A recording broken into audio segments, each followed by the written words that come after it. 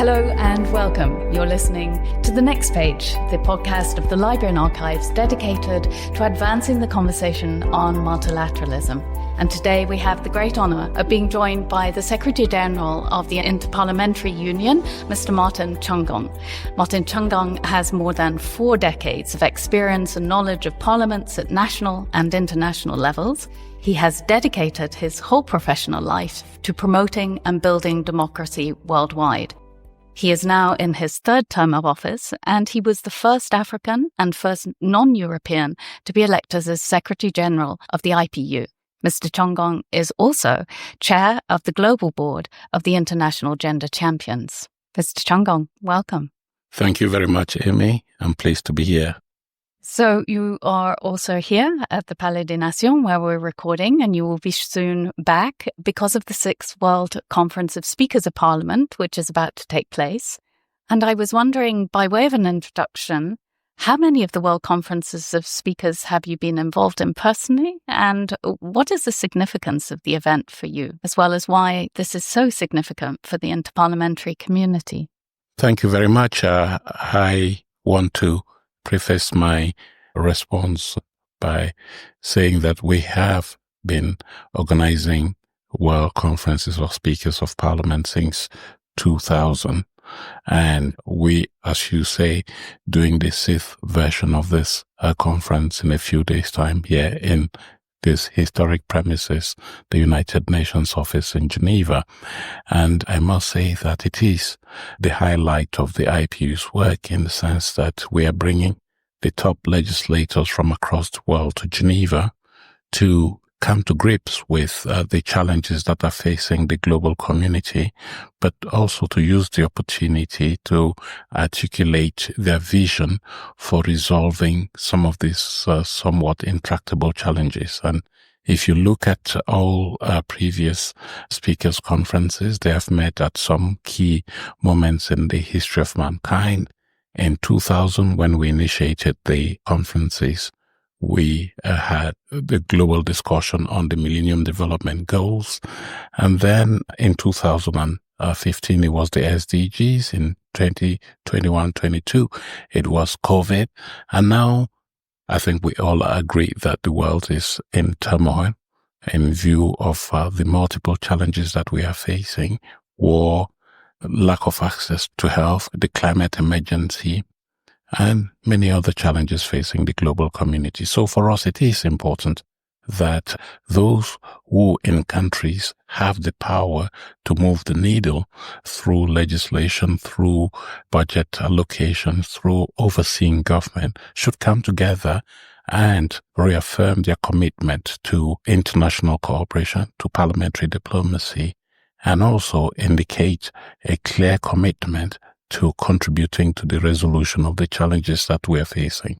And that is what I think is motivating for us. You asked the question, how many of these conferences have been involved in? I have witnessed all 5 and now the 6th, but I have been directly involved in organizing 3 of those conferences, the one in 2015 in New York, the one in 2021 in Vienna, and now 2025 in Geneva. And I have been glad to work with a group of very committed individual speakers of parliament to try to design an agenda that is commensurate with the challenges that we are facing in the world today. And I think it is important too that we are meeting in Geneva, the venue of multilateral diplomacy, the venue of peace in the world. We have the presence of key stakeholders here in Geneva, and it's an opportunity that we put our heads together and reaffirm our commitment to the multilateral agenda as was envisioned by the founders of the United Nations, but also recommit to dialogue as a means of resolving conflict as articulated by the founding fathers, the Inter-Parliamentary Union, 136 years ago. Absolutely. Yes. And I noticed that the IPU Assembly adopted a Geneva Declaration in the IPU Impact Report last year. And the declaration is called Building Bridges for Peace and Understanding. It's the first text to formally articulate the meaning of parliamentary diplomacy as a complement to other forms of diplomacy at the governmental level. And yet the IPU has long championed parliamentary diplomacy. How do you see the role of parliamentary diplomacy evolving in today's geopolitical landscape? I must say, yes, the IPU has all been about parliamentary diplomacy since its inception in 1889. What do we mean by diplomacy? Dialogue towards resolution of strife, disputes, and conflicts, right? But it has taken a while for other stakeholders to understand the importance of parliamentary diplomacy, because we're very much steeped in the tradition of diplomacy being the prerogative of the executive arms of government. But we have over the years been consistent in explaining to our partners and stakeholders that parliamentary diplomacy is not meant to replace traditional forms of diplomacy. In fact, it is meant to assist traditional forms of diplomacy. And so we want that when there is a crisis somewhere and there are intergovernmental negotiations taking place, parliaments bring their voice to the table. And that is for many reasons, because at the end of the day, peace discussions end up with peace agreements, and it is parliaments that are responsible for domesticating these agreements, for providing the resources and holding the feet of governments to the fire for the implementation of these agreements. And that's why we are very keen to promote parliamentary diplomacy in various forms. Yeah? And we use our convening power. We're the global convener of parliaments, the Inter-Parliamentary Union. We use this power to bring together a variety of parliamentarians, parliamentary leaders who come together. And during our assemblies, for instance, there are lots of bilateral meetings taking place where deals are struck away from the prying eyes of the media, for instance. But it's, I think, a very useful platform for helping people who otherwise would be at each other's throats to come together. I do remember way back when Iran and Iraq were at war with each other. At the IPU, they were sitting side by side in our assemblies and talking to each other and, playfully criticizing each other.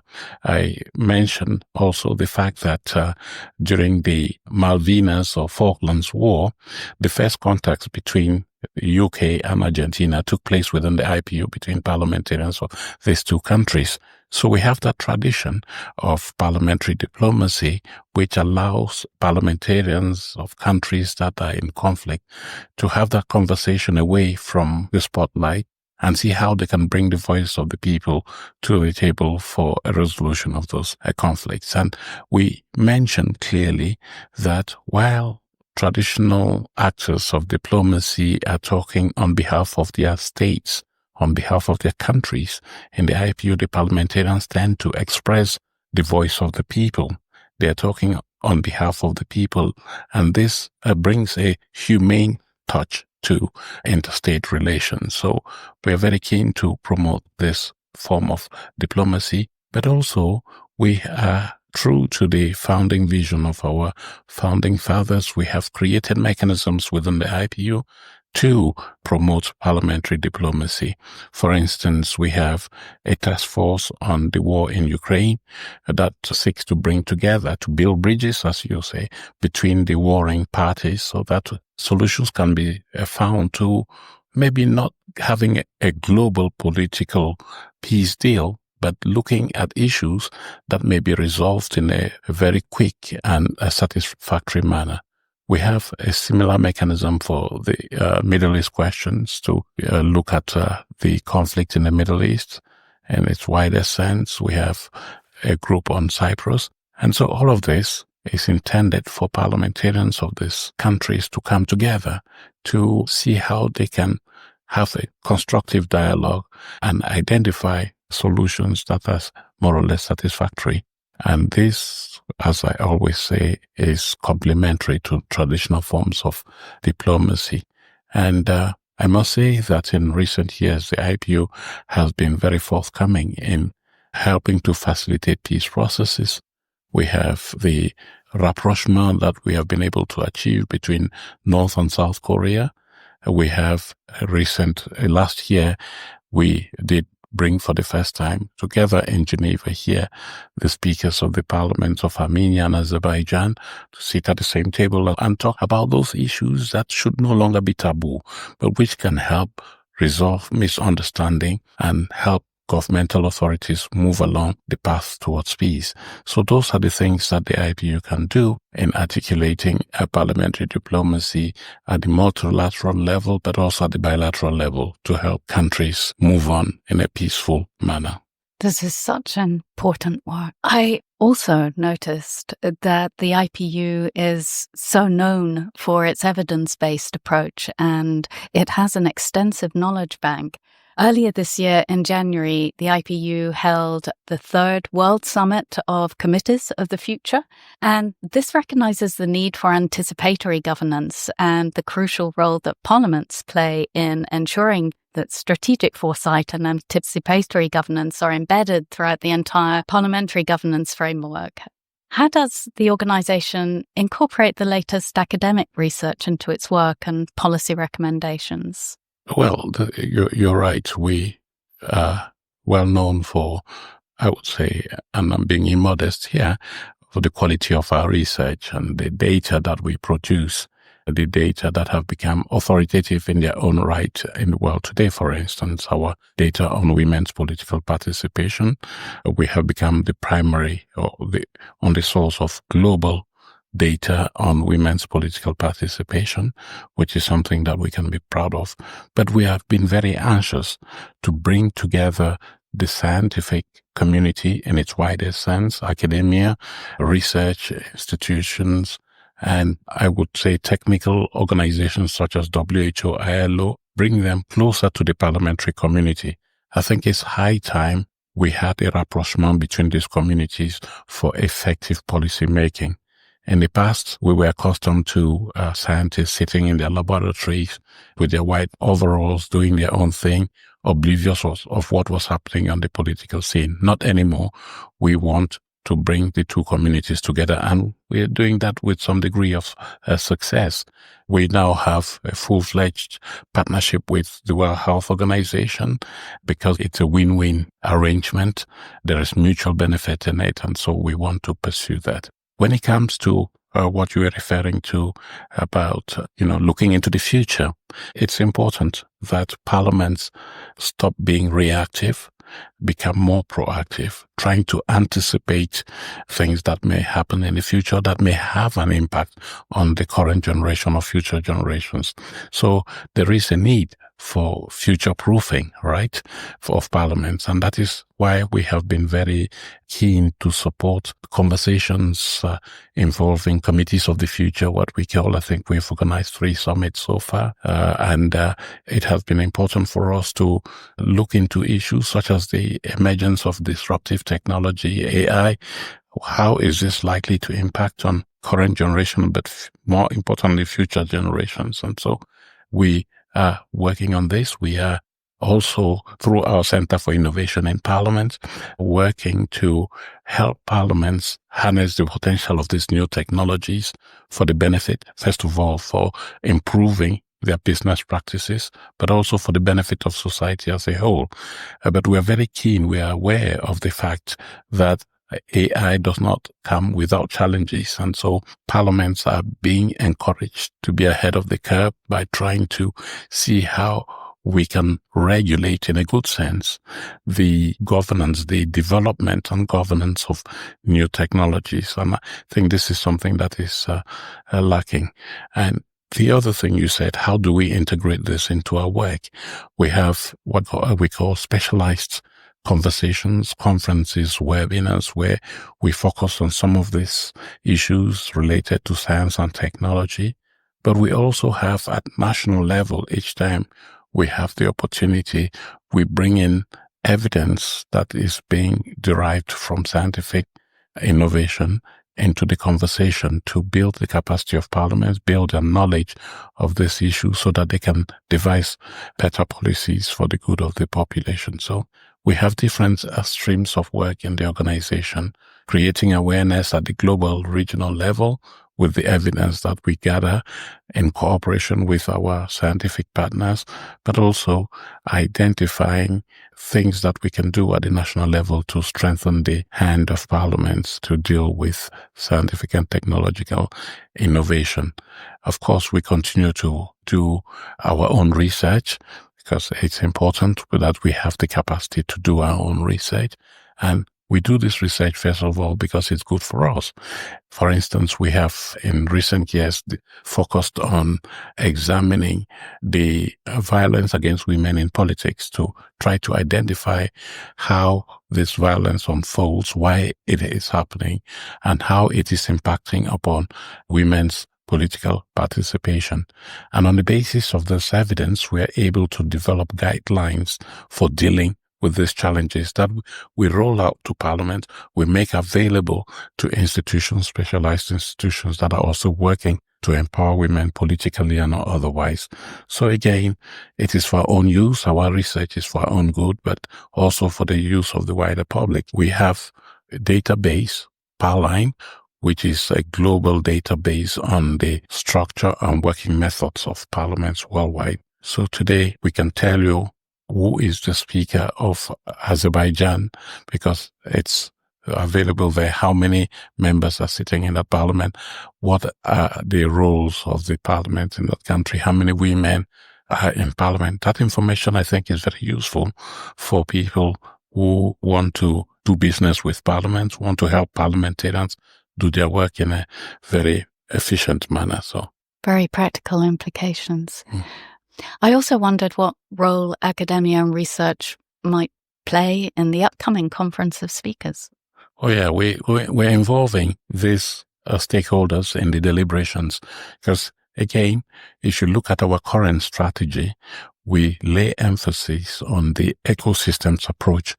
We no longer consider parliaments as isolated institutions living in an ivory tower. We want them to be aware, and they are increasingly aware of the fact that they are part of a galaxy of other stakeholders, civil society, academia, scientific community, specialized institutions such as those of the United Nations system.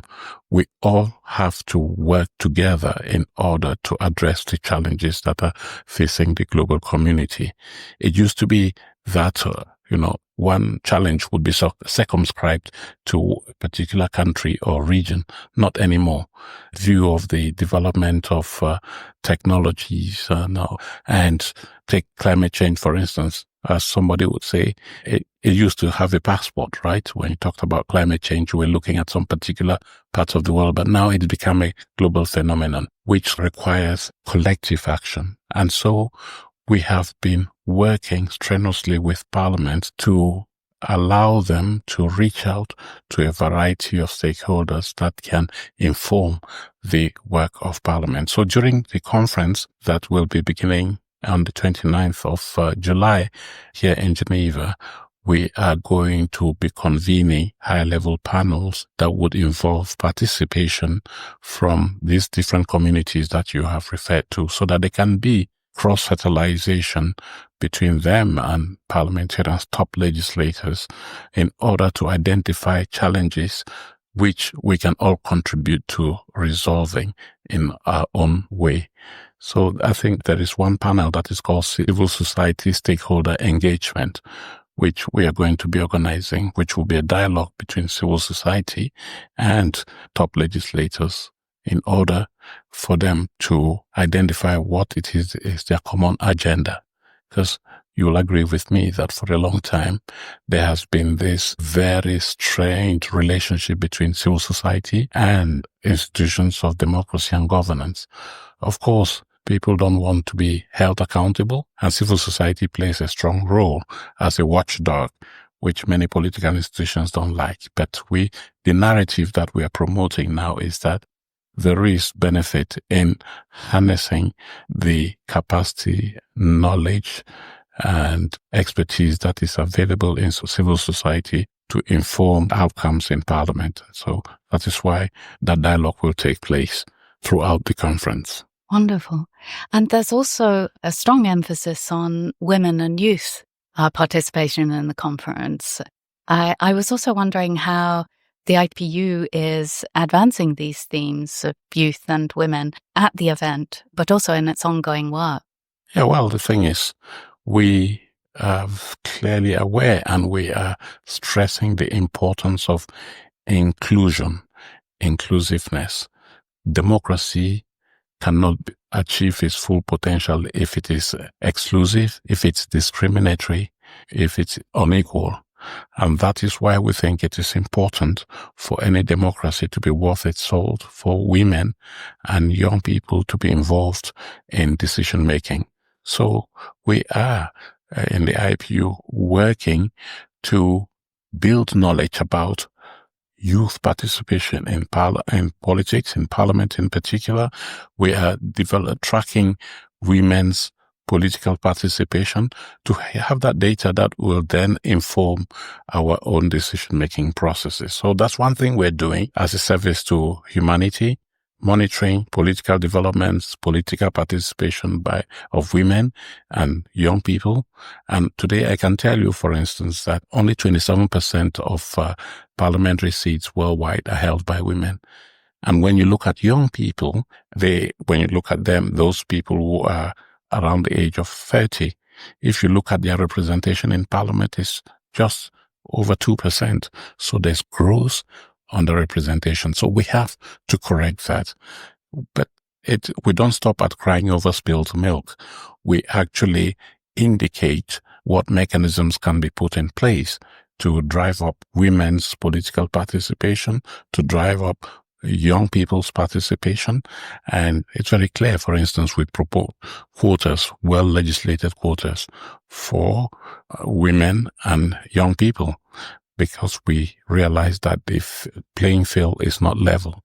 You need to make it level for women and young people to achieve a critical mass that will now enable them to fight under their own steam. So that's one thing we do. But we also need to look at other factors, such as women's rights. There's huge discrimination against women. When you have crisis, the people who bear the brunt of this crisis most are women. Young people don't have access to employment. They have no future ahead of them.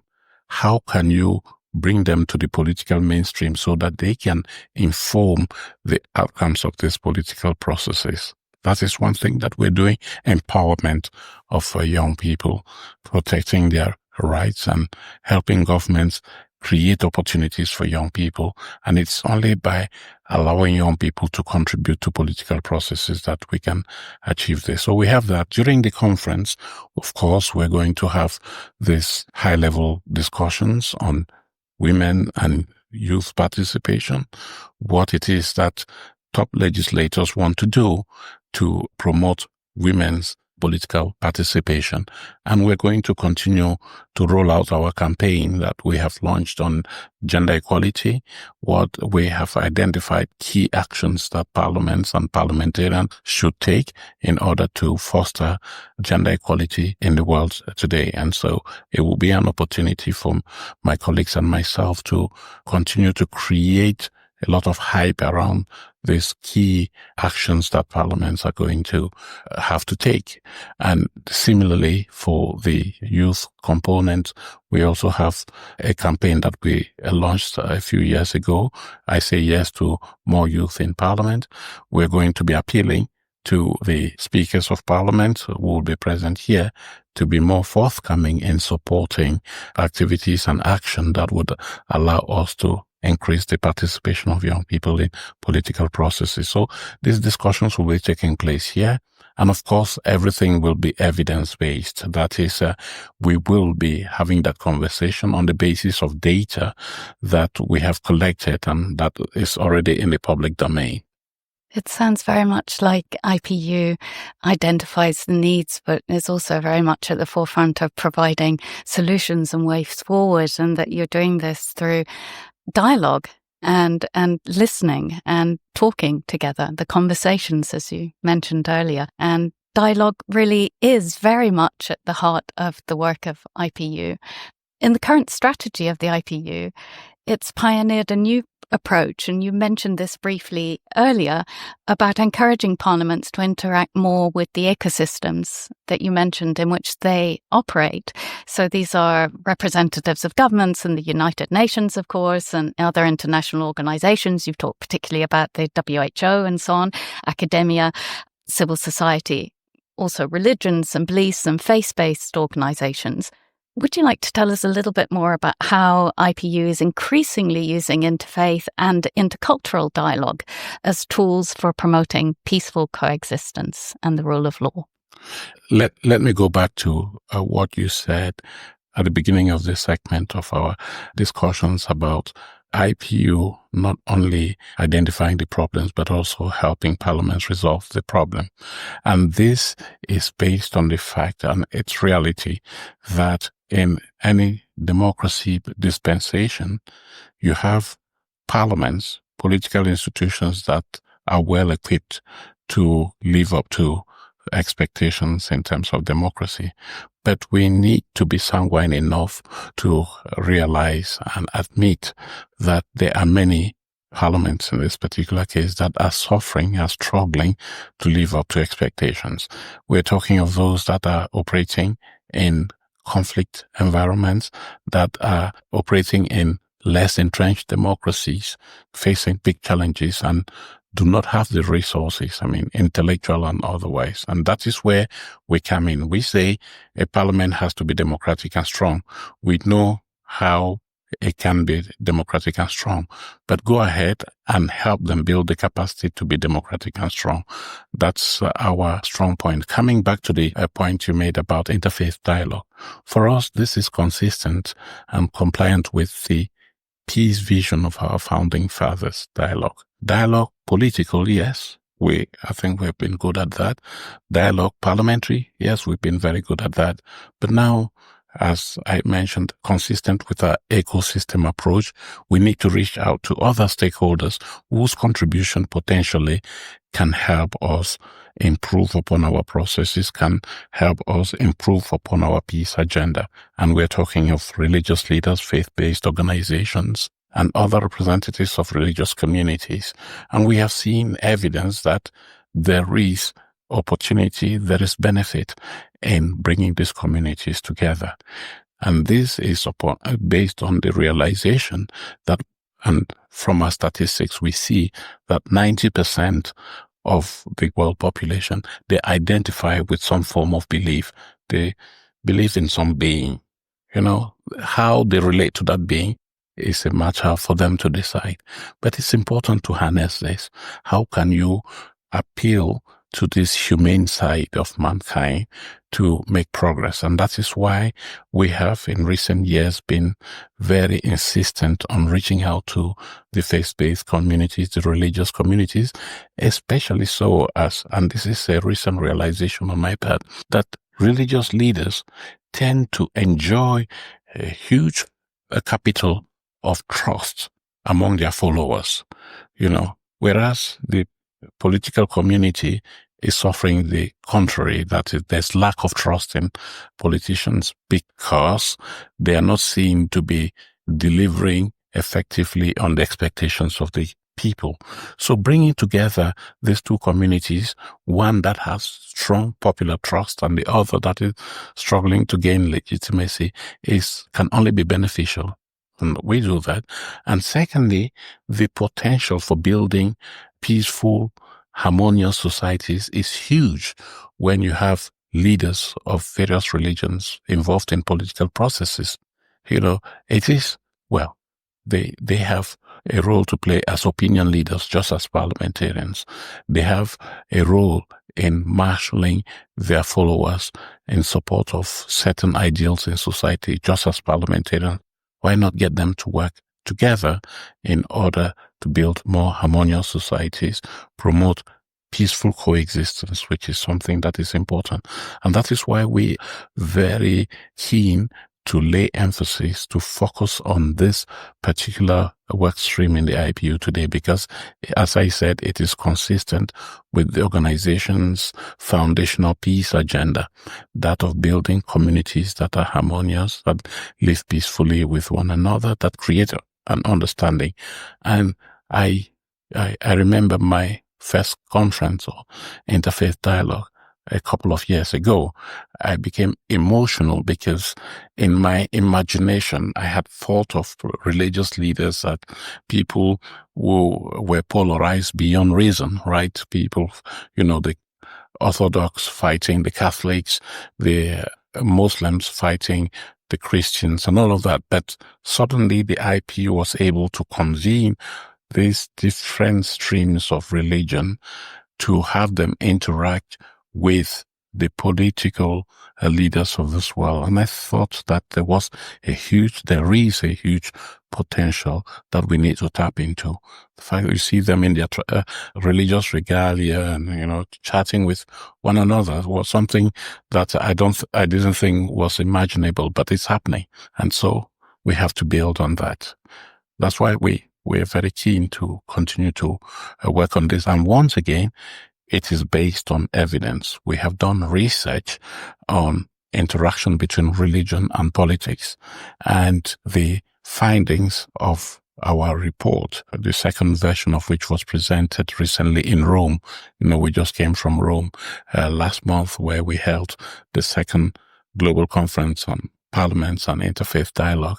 And that report clearly identifies the trends in the world regarding interaction between the two, what the bottlenecks, but the advantages that we need to take into account as we formulate our own policies.